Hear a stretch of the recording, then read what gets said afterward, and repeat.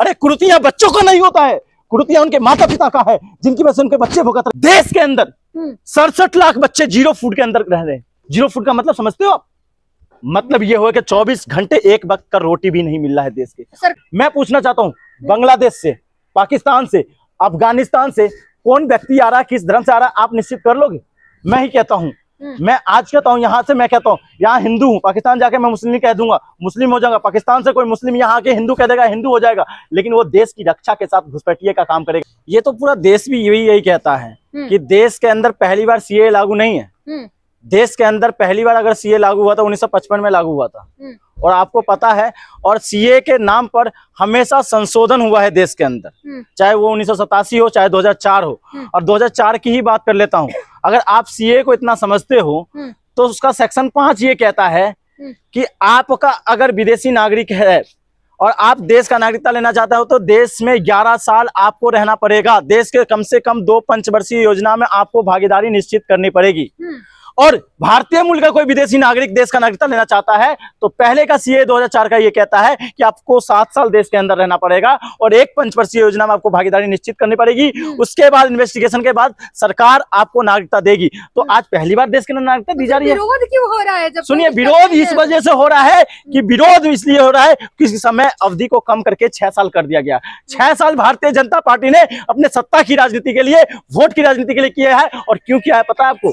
सीमा हैदर जैसे हजारों घुसपैठियों को जिसने भारतीय जनता पार्टी ने पनाह दी है, उनको नागरिकता देने के लिए। आप कह रहे हैं कि घुसपैठियां बुलाती है भाजपा? बिल्कुल, मैं इसलिए कहता हूं, अगर इनको अगर नागरिकता देना है तो आप वही नियम लागू रहने देते जो नियम पहले था। 11 साल कम होता है क्या? आप बहुत बड़ा आरोप लगा रहे हैं। मैं आरोप इसलिए, ये बहुत बड़ा आरोप है। सुनिए मैं क्या कह रहा हूं, आपने निश्चित कर लिया सीमा हैदर घुसपैठिया है या नहीं है, आपको पता है?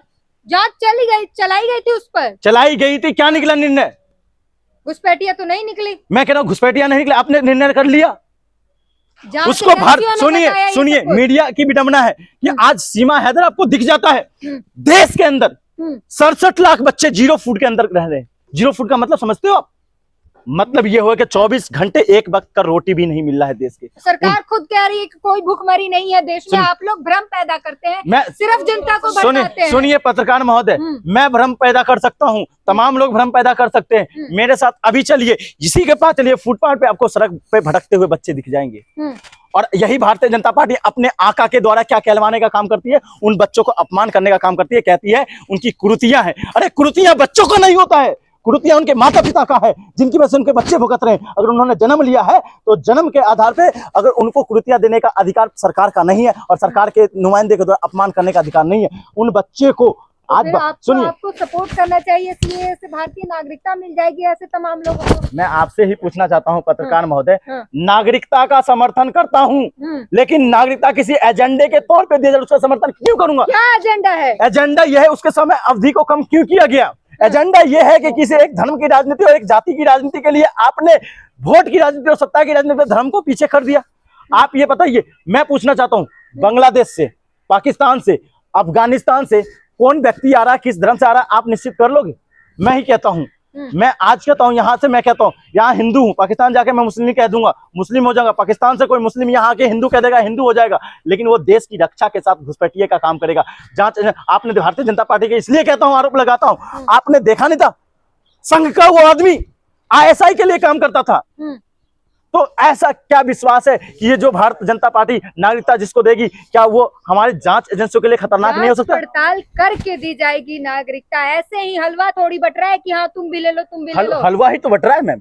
अगर हलवा नहीं बट रहा होता तो सीए को इतना प्रचार प्रसार थोड़ी किया जाता। अमित शाह ने बताया है, पूरा बकायदा प्रेस कॉन्फ्रेंस करके पूरी डिटेल बताई है कि आप अप्लाई कीजिए, फिर जांच पड़ताल होगी, फिर दी जाएगी। पहले क्यों अप्लाई नहीं करना होता था? क्या पहले एफिडेविट जमा नहीं करना होता था? क्या पहले क्या डीएम और एसडीएम के सामने जाना नहीं होता था? क्या पहले क्या फॉरेन मिनिस्टर के सामने रिपोर्ट नहीं जमा होती थी? क्या ये पहली बार हो रही है क्या? और दूसरी बात, अमित शाह जी ने जो बयान दिया, तो अमित शाह के बयान में ही दो विविधता दिखती है। विविधता इसलिए कहता हूं मैडम, अमित शाह ये कहते हैं कि मैं 31 दिसंबर 2014 से पहले जो आए हैं उनको नागरिकता दूंगा। दूसरी तरफ उसी सीए का 5वां सेक्शन ये कहता है कि 6 साल अवधि, जिसको 6 साल हो गया है उसको नागरिकता मिलेगा। इसका मतलब ये हो गया कि भारतीय जनता पार्टी को 2014 से अगर काउंटिंग करेंगे तो 10 साल हो गया शासन। 10 साल शासन होने का मतलब ये हो गया कि आपके अमित शाह के बयान में ही बयान गलत हो रहा है कि 2014 के बाद वाले को भी नागरिकता मिलेगा, और 2014 के बाद वाले को अगर नागरिकता मिलेगा तो देश पूछता है कि आपने कितने खुफिया एजेंसियों को पनाह दिया है देश के अंदर। वो क्यों देंगे खुफिया एजेंसी को पनाह? मैं इसलिए कहता हूं ना, ये नागा समर्थक को सपोर्ट करते हैं। ये वही लोग हैं जो खालिस्तानी और तालिबानी के नाम पर खालिस्तानी और तालिबानी लोगों को समर्थन करते हैं। क्यों? उनको यहाँ तो कहते हैं हिंदू, यहाँ तो कहते हैं सनातनी, यहाँ तो कहते हैं सिख, यहाँ तो कहते हैं बौद्ध, यहाँ तो कहते हैं जैन, लेकिन आपको पता है उनको कौन सी कास्ट में रखोगे भाई? आप एक बात बताइए, आप देश की सरकार पर, भारत की सरकार पर देशद्रोह का आरोप लगा रहे हैं। मैं भारत सरकार पर देशद्रोह का आरोप नहीं लगा रहा हूं, मैं कह रहा हूं उनकी ही बातों में, उनके ही रिपोर्ट में कह रहा हूं। उनका जो रिपोर्ट है, अमित शाह जी का जो बयान, उनके बयान में कह रहा हूं मैं ये कह रहा हूं कि आपका सीए ये कहता है कि 2014 से पहले को नागरिकता देंगे। दूसरा, आपका रिपोर्ट और आपकी जो फाइल है, आपका जो सेक्शन, आपका अध्यादेश ये कहता है कि 2014 के बाद वाले को भी मिल जाए, क्योंकि 6 साल अवधि कर दी गई, अवधि को कम कर दिया गया। तो मैं तो सवाल उनसे करना हूं, या तो अपने बातों पे क्लियर रहिए ना, और ये हमारा अभिव्यक्ति है कि उनका सवाल पूछना। भाई आप अपना क्लेरिफिकेशन के, देश की जनता क्यों है असमंजस में? आज ये बताइए, देश के अंदर बेरोजगारी पिछले 45 वर्षों में निचले स्तर पे है। देश के अंदर महिलाओं का शोषण सबसे ज्यादा हो रहा है, एनसीआरबी का रिपोर्ट कहता है। देश के अंदर आपके मणिपुर जल रहा है, देश के अंदर हर जगह जातिवाद के नाम पर यहाँ पे क्या धरना और प्रदर्शन और उनका अपमान किया जाता है, उनका शोषण किया जाता है, उनको मारा जाता है, उनका क्या किया जाता है, रेप किया जाता है, उनके ऊपर तमाम आरोप लगाए जाते हैं।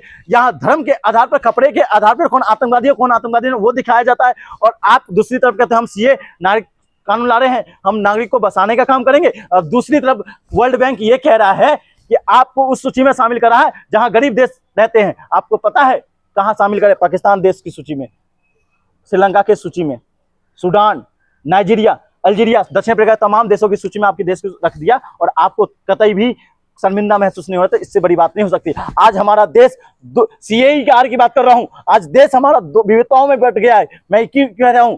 एक तरफ अमीर इतना बढ़ गया है कि देश का अमीर कहते हैं मोदी जी कि विकसित हो रहा है, विकसित तमाम उद्योगपति हो रहे हैं, और दूसरी तरफ देश के अंदर इतनी गरीबी बढ़ गया है कि देश में 2 वक्त का रोटी खाने तक का उपाय नहीं है। आज आपको पता है सबसे ज्यादा फुटपाथ पे अगर गरीब बच्चे आपको देखने को मिलेंगे तो इस पिछले 10 साल में देखने को मिल रहा है।